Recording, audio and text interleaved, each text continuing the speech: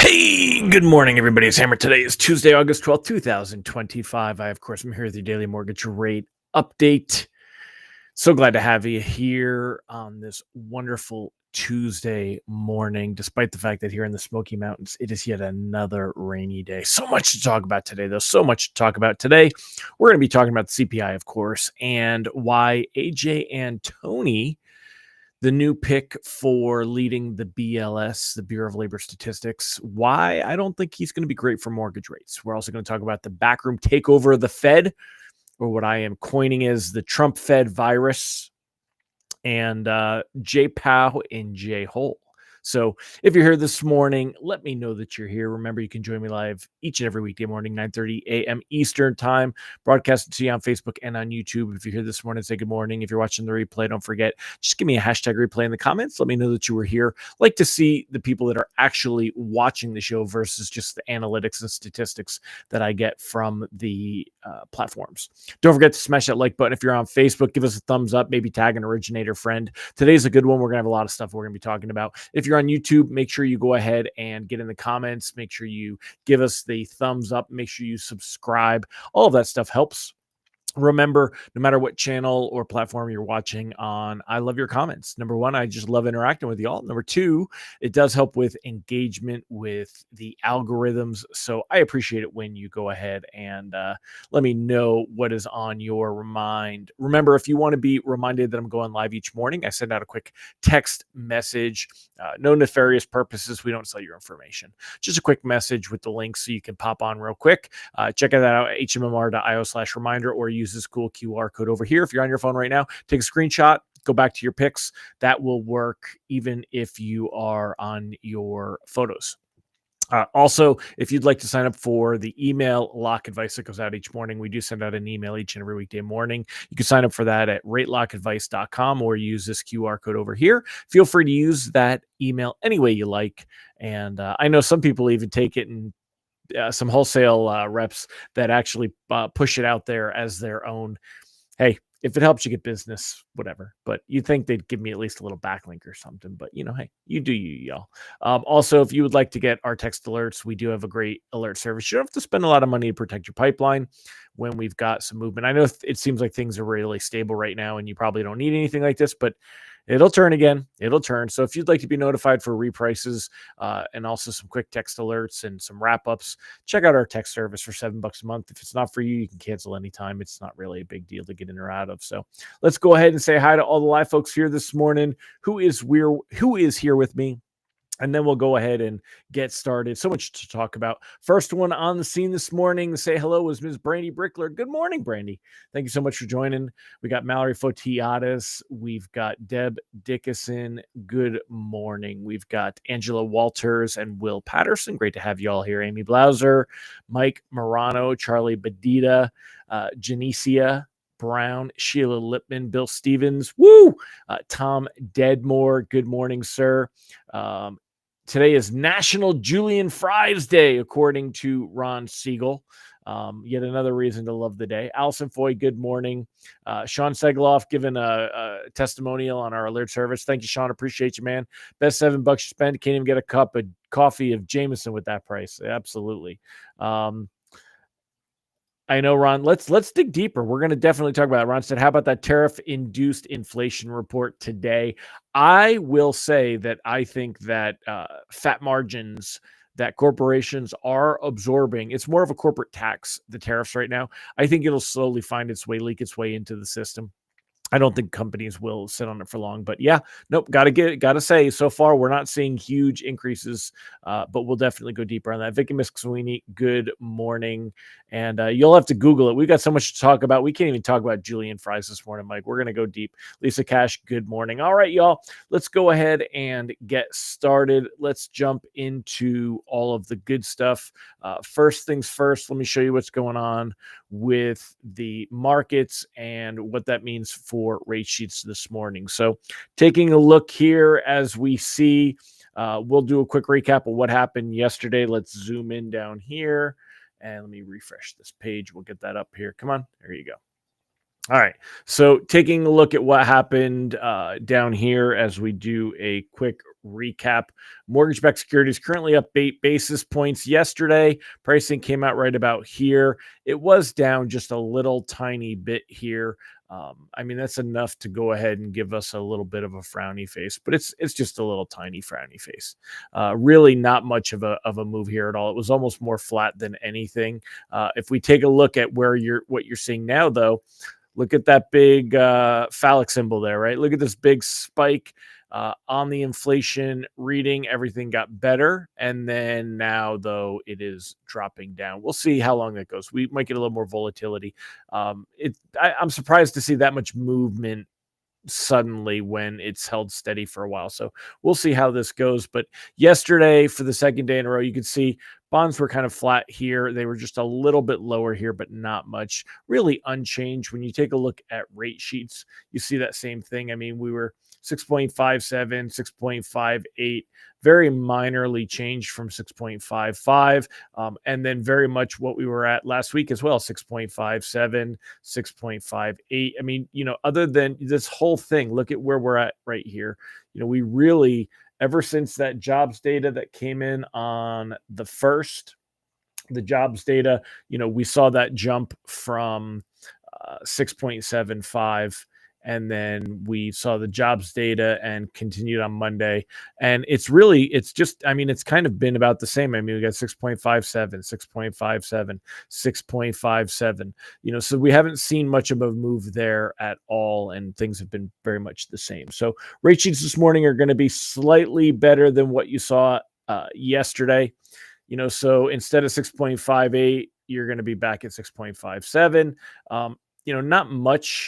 Not much better, but it's going to be about that. Right? So you're basically right there at that same thing. Bonds look like they're showing a little bit of a relief rally. That's why we're seeing this improvement on the day, that we're up 10 basis points, even though the inflation readings weren't really all that much to worry about. Inflation held steady, 2.7% in July is what we're seeing here. And we'll go deeper into these numbers in a minute, but reprice risk on the day is low. We've seen a little bit of a pullback already this morning, which I'm surprised to see at this moment right here.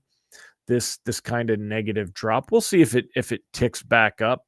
I mean, it basically puts us right back where we were at the beginning of the day, which is not all that impressive. But let's see. We'll see where we're at here and if we've given back all that relief rally, because it was for about 20 minutes, but even that, it was only up another 10 basis points. So it wasn't really a big deal. Now, let's talk a little bit more. The outlook from here, I still find it tough to see improvement from here for rates. I think rate sheet's going to be very much in the same position as where they were at before. Let me go ahead and let's get rid of this, and let me just make this fit here, and we'll go deeper. And I'm going to jump around, so make sure you guys follow along with me today. I'm going to try to stay linear on this. Remember, one more time, for those of you that are hopping in a little bit later, what we're going to talk about today, we're going to talk about, of course, the CPI. We're talking about AJ Antoni. He is the pick, Trump's pick for the BLS, Bureau of Labor Statistics, and why I don't think that's great for mortgage rates. And then the backroom takeover of the Fed, what I'm calling the Trump Fed virus, and Jay Powell in Jackson Hole. So that's what we're going to be going over. So again, I think reprice risk pips on the day is low. I think the outlook, it's tough to see things improve much from here. When you take a look at mortgage bonds and where we are at here, let me make this a little bit smaller, this window. I don't think we're going to see much of an improvement. Remember, the line in the sand that I've kind of drawn is right around that 100.21 mark, right about here. We were slightly above it for a little bit for one day, but really not much. I think it's, but that's not, let me try to, there we go. All right. So I think it's right about there. I don't think we're going to see much improvement on that, and we'll see. I'm surprised to see again that we're not holding that at about plus 20, but we're still up a few bips. Here's the problem, right? So this morning, let's talk about exactly how the inflation data came in, and then we'll go over it. So here's the quick takeaways. Headline inflation slowed to a 0.2 monthly pace, matching forecasts. That came in as expected. It was the core CPI accelerated to 0.3 on a month, marking the first time. Let me see, Bloomberg, where is it where you have the chart? Let's see if you've got an article with the chart already up here, and let's see if they've got one. Here we go. So taking a look here, this makes it a little bit clearer. So the month over month came in at 0.2, was estimated to be 0.2. Right. No big deal. The core was 0.3, estimated to be 0.3. It was actually 0.32. The year over year 2.7, estimated to be 2.8. So the core year over year was a slight improvement, came in slightly better than expected. But the core CPI, the headline CPI year over year came in slightly better than expected, but the core CPI was slightly worse. And that's kind of there. So really not much of a big thing. Now, the effect on this, though, when you take a look at Fed futures, before we went into the Fed meeting yesterday, it was a little bit lower. The expectation of a Fed rate cut in September was about 85%. Now that's back up to over 90-something percent. Let's take a look here and see what that number actually is. 92.2%. So markets are still pricing in the idea that we're going to see a September Fed rate cut. But mortgage rates are already factoring this in, right? They're already factoring in a possible October cut. Markets looking at a 60% probability of an October cut. By the way, there is no expectation of, it would be in this column over here, of a half point cut in September. A half point cut would be 3.75. And there is no expectation. Oh, you guys aren't seeing it because I have to bring the screen up higher. Hold on. There you go. So they would have to see 3.75, and there is no expectation. You know what? Let me put this down a little bit, but let me just take this down. There's no expectation here. We would have to see a whole other column. And I talked about, we would have had to have seen inflation come in much lower than expected this morning to see a column emerge with a 50 basis point rate cut. Now, if we start to see a column of a 50 basis point rate cut for September grow, then you will see rates that can improve a little bit. Not much, not dramatically, but a little bit. Expectations that the Fed is going to cut by the end of the year 3 times is slightly higher. Remember, it was almost a coin flip. This is 2 rate cuts right here. This is 3 rate cuts right here. Currently, markets are starting to price in the idea of 3 cuts or a 50 basis point cut and a quarter point cut. But generally, it's 3/4 point cuts that markets are starting to look at. That we would get one in September, get one in October, and continue to get one in December. So if we see current speculation for this grow more optimistic, that could help rates improve. When we start going into next year, where do markets believe that rates are going to be as we get into December? We need to see the expectation that cuts would continue into next year. That would help mortgage rates to improve. So mortgage rates are not going to improve when we get a Fed rate cut in September. If and when we get a Fed rate cut in September, mortgage rates would surge higher if we don't get a cut in September, because markets have fully priced in the idea that we're going to have a cut. Mortgage rates already reflect a September cut. So that's kind of as we get into that September meeting, still over a month away. if we see the idea of a September cut start to fall, if it dwindles, if that could take the steam out of the sails, that would see rates creep higher from here. So keep that in mind. Let me just make sure I'm kind of hitting everything on my thing here. So inflation wasn't a big problem, but it also wasn't going down. Mortgage rates already factoring in the next few rate cuts, need continued speculation of more cuts or a surge in expectations of a 50 basis point September cut in order to see rates improve. Now, the next big event, Jay Powell will be in Jackson Hole for the Jackson Hole Symposium. That is August 21st to the 23rd, I think. And markets will be looking to hear Powell basically teeing it up for the idea of the September cut. And this kind of goes along with the Trump Fed virus that I kind of think is there. So let me kind of go over. Let me just check your comments here real quick and see if what you guys are saying on anything. Oh, you guys are awfully quiet today. Thomas, are you in Pigeon Forge, Tennessee? That's awesome. That's on the other side of the park for me. Krista, good morning. Mike Tebow, Bobby Searson, Tiffany Teal, Casey Roberts, Jerry Avila. Great to see all of you. So anyway, what I've got going on here is the Trump Fed virus. So I feel like Trump is trying to infiltrate the Fed from the inside. And it's very funny. Like, look at this Google thing, right? Fed Governor Christopher Waller recently shifted from being considered a hawk. A hawk means that they were, keep rates higher, non-accommodative, a hawkish stance versus a dovish stance at the Fed. So Christopher Waller, now a big proponent, a big dove, saying that he thinks that the Fed should be cutting rates and, kind of where they're at. Also, his name is on the short list for the next Fed chair. Right now, you've got Fed Bowman here, right? So you got Mickey. Mickey also generally considered a hawk within the Federal Reserve. She tends to prioritize controlling inflation over other economic goals. This stance has reflected in her voting record and public statements, where she has often advocated for tighter monetary policy and a cautious approach to interest rate adjustments. Now, it is very intriguing that Waller and Bowman were the two that dissented, leaving rates unchanged at the July meeting.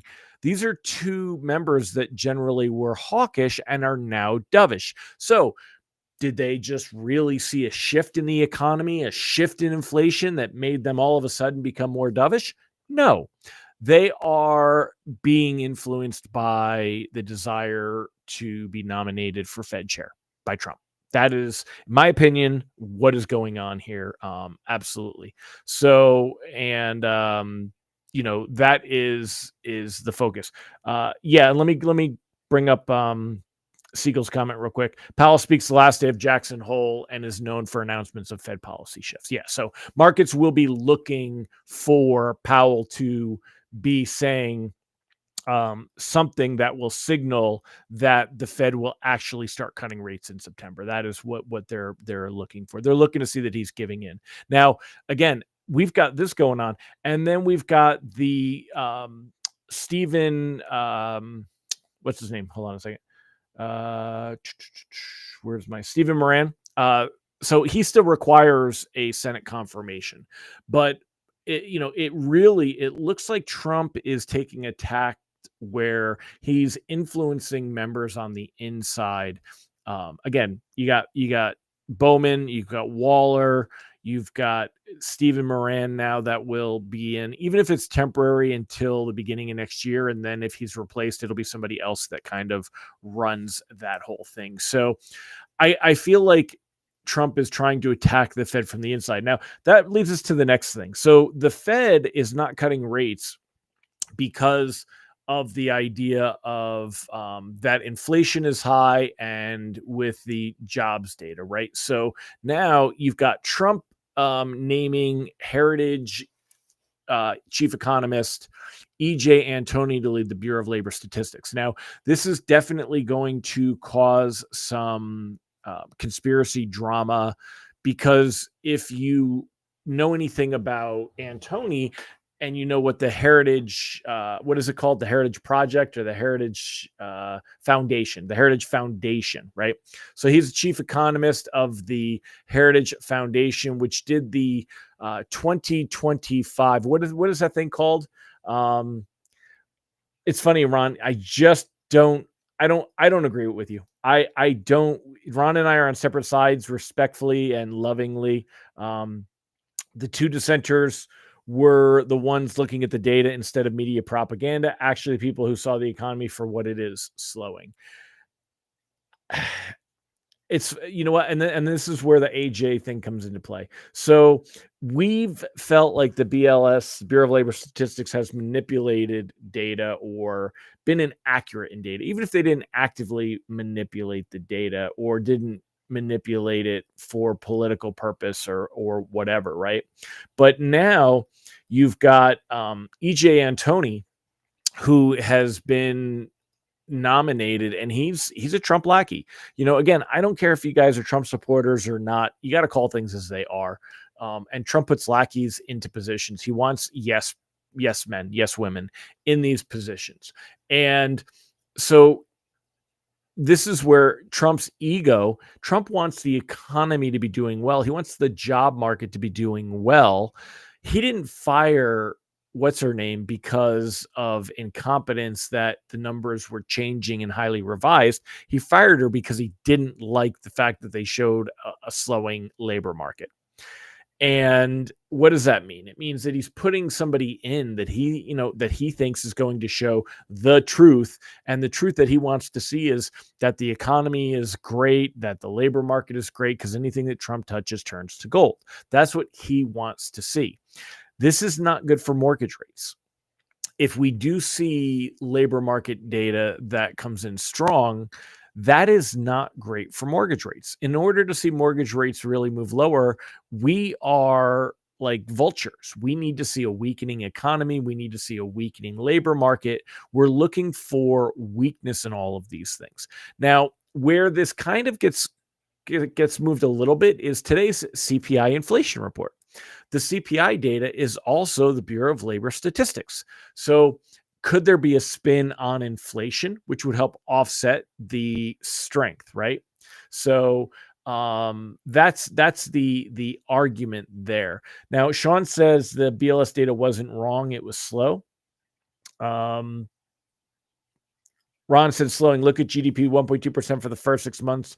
Jobs slowing, and BLS was wrong again. That's if you look at the revisions and the arguments on what those things were from. Sean says BLS data wasn't wrong. It was slow. The system of how they get it and who sends it. He fired her for his ego, even though it doesn't help his case for lower Fed rates. EJ will fudge the numbers.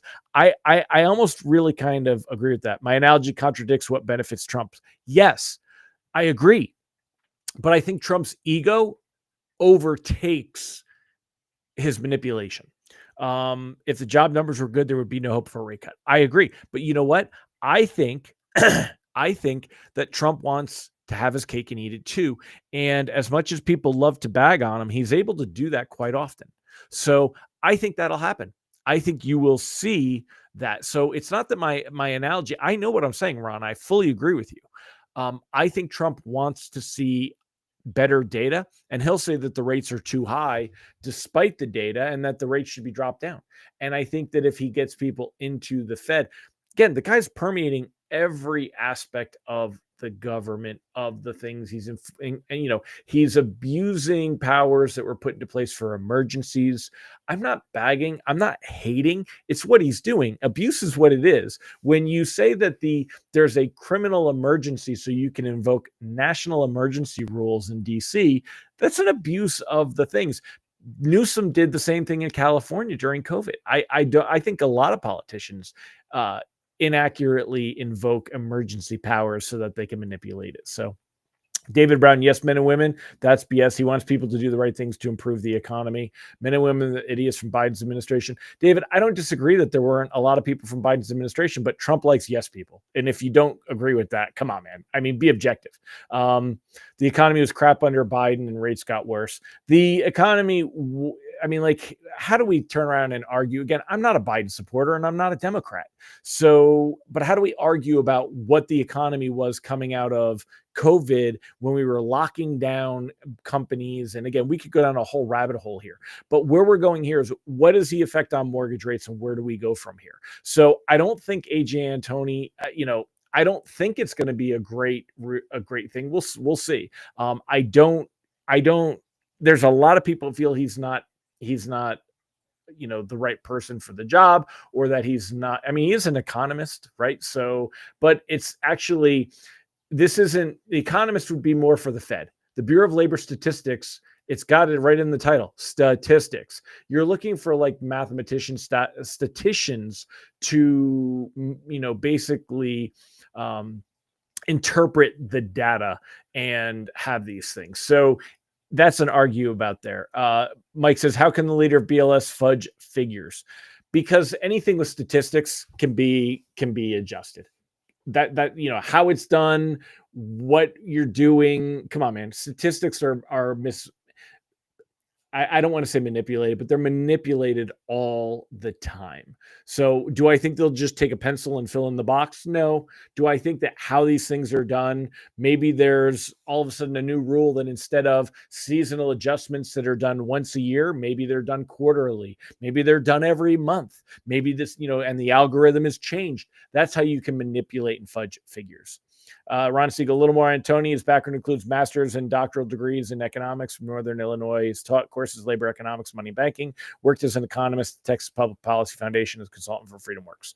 So very cool. But by the way, David, I strongly encourage you to disagree with things I say, because I could change my opinion. I'm very capable of that. I'm just throwing it out there the way that I see it on things. So I think there's a lot of this that's not going to be great for mortgage rates. We'll see where it goes. But I don't think that we're going to see rates really get pushed much lower. So anyway, wrapping up, because I told you there's a lot to talk about today, but we've been on for 26 minutes already. Lock advice: cautiously float to start the day. Let me just hit this last thing too.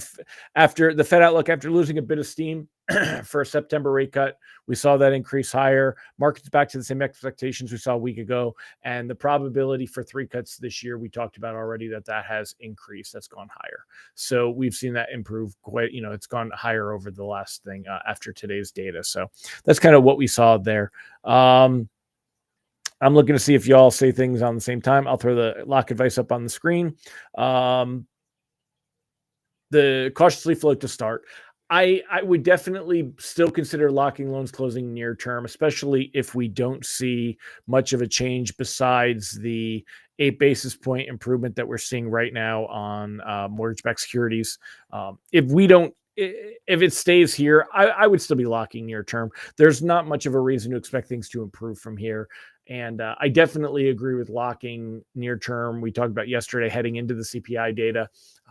You're not going to see that much of a improvement to rate sheets that you really feel like you missed anything out.